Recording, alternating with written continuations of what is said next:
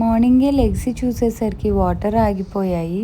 ఇంకా వెంటనే వెళ్ళి మెయిల్ చెక్ చేసుకుంటే బిల్డింగ్ వాళ్ళు ఆల్రెడీ 1 వీక్ బ్యాకే నోటిఫై చేశారు. ఇంకా మనం ఇప్పుడు చేసేది ఏది లేదని చెప్పి పక్కనే స్కాషియా స్క్వేర్కి వచ్చేసాము. అండ్ ఇంకా నాకైతే ఫుల్గా ఇండియన్ ఫుడ్ తినాలనిపించింది. ఇంకా అక్కడే టేస్ట్ ఆఫ్ ఇండియాకి వచ్చాము. ఇంక ఇందులో మేము 2 మసాలా దోశ అండ్ ఒక చికెన్ బిర్యానీ చెప్పాము. ఈ ఫుడ్ కోర్ట్లో మనకి చాలా ఆప్షన్స్ ఉంటాయి. A&W అని, మెజా, Subway, Thai Express, Korean Garden ఇలాగా మనకి ఎన్నో ఆప్షన్స్ ఉన్నా సరే మేము ఫైనల్గా మెక్డీకే వెళ్ళాము. మన బాహుబలి వాళ్ళ అమ్మ కోసం శివలింగాన్ని మోసినట్టు నేను మా ఆయన కోసం ఈ దోశలను మోసుకుని వెళ్తున్నాను. ఒక దోశ వచ్చేసి మాకు $12 పడింది ట్యాక్స్తో కలిపి. అంటే మన కరెన్సీలో అటు ఇటుగా ఒక 600 రూపీస్. మనకి దోశకి 600 అనిపించినా సరే ఇక్కడ హాలిఫాక్స్లో మాత్రం ఇదే చీపెస్ట్ దోశ.